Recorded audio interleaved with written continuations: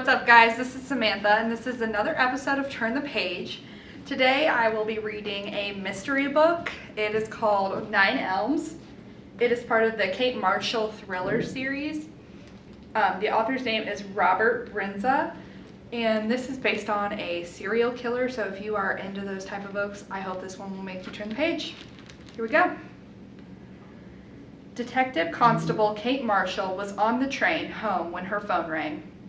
It took a moment of searching the folds of her long winter coat before she found it in the inside pocket. She heaved out the huge brick-like handset, pulled up the antenna, and answered. It was her boss, Detective Chief Inspector Peter Conway. Sir? Hello? Finally, she picks up, he snapped, without preamble.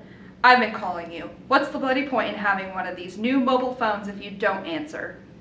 Sorry, I've been in court all day for the Travis Jones sentencing. He got 3 years, which is more than A dog walker found the body of a young girl dumped in Crystal Palace Park, he said, cutting her off, naked. Bite marks on her body, a plastic bag tied over her head. The 9 Elms cannibal.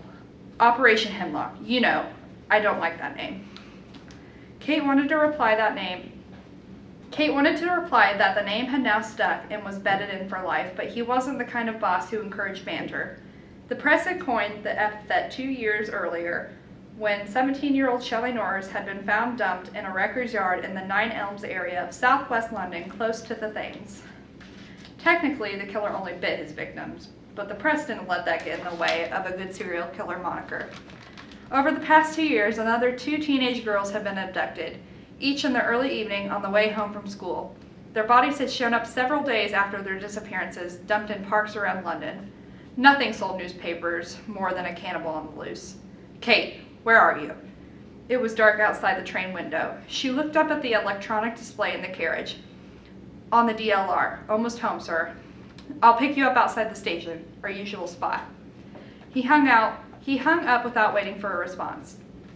20 minutes later, Kate was waiting on a small stretch of pavement between the station underpass and the busy South Circular, where a line of cars ground slowly past. Much of the area around the station was under development, and Kate's route home to her small float took her through a long road of empty building sites. It wasn't somewhere to linger after dark. The passengers she'd left the train with had crossed the road and dispersed into the dark streets. She glanced back over her shoulder at the dank, empty tank, underpass bathed in shadows, and shifted on her heels. A small bag of groceries she bought for dinner sat between her feet.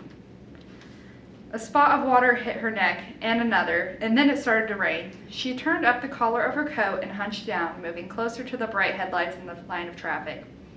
Kate had been assigned to Operation Hemlock 16 months previously when the 9 Elms cannibal body count stood at 2. It had been a coup to join a high-profile case, particularly because doing so had come with a promotion to the rank of plainclothes detective.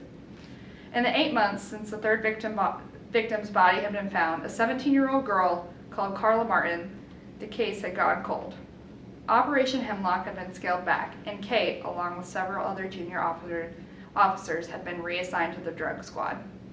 Kate squinted through the rain down the long line of traffic. Bright headlights appeared around a sharp bend in the road, but there were no police signs in the distance. She checked her watch and stepped back out of the glare. And I hope that will make you want to turn the page.